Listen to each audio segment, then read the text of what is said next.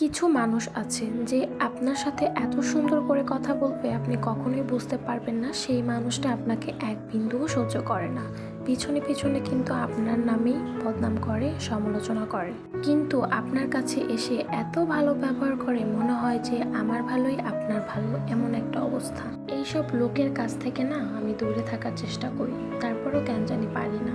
তো যাই হোক, এইসব মানুষের কথা আর কি আর বলবো, যার যেটা কাজ সে সেটাই করবে, যতই কিছু বলি না কেন। আজকে মনটা ভীষণ খারাপ ছিল, এর জন্য ভাবলাম একটু ঘুরে আসি। তারপরে চলে এসেছি রমনায়। ঈদের পরে যেহেতু বাসা থেকে বের হয় নাই একদম, তাই ভাবলাম একটু ঘুরে আসি। আমি কিন্তু একদমই সিক ছিলাম, কালকে থেকে হঠাৎ করে আমার মাথা ব্যথা, শরীর ব্যথা, জ্বর, ঠান্ডা এগুলো শুরু হয়ে গিয়েছে। তো এখন একটু ভালো লাগছিল, তাই ভাবলাম ঘুরে আসি। এখন গলা ভেঙে গেছে, এর জন্য এই গরমের মধ্যে খাচ্ছি কফি। তো কিছু করার নেই, যখন এসেই পড়েছি রোদের মধ্যে, কিছু রিলসের জন্য ভিডিও মেক করিনি।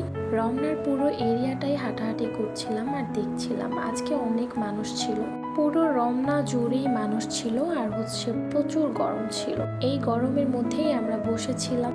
রমনার এই রাস্তাটা আমার কাছে এত বেশি ভালো লাগে, কারণ অনেক গাছ দিয়ে ভরা থাকে, একদম সবুজ। তার সাথে আজকে কিন্তু আমি ম্যাচ করে ড্রেস পরে আসছি, সবুজ সবুজ মিলে গেছে, তাই না? তারপর আবার একটু বসে আম বানানি খেলাম, দেখলাম শরীরটা খুবই খারাপ লাগতেছিল। আবারও অনেকক্ষণ আড্ডা দিতে দিতে একদম রাত হয়ে গিয়েছে। তো এখন যাব টিএসসির দিকে। তো টিএসসির দিকে গিয়ে দেখি সব কিছু অফ, বাহিরেই অনেক দোকানপাট বসেছিল, সেখান থেকে আমরা খেয়ে চলে এসেছি।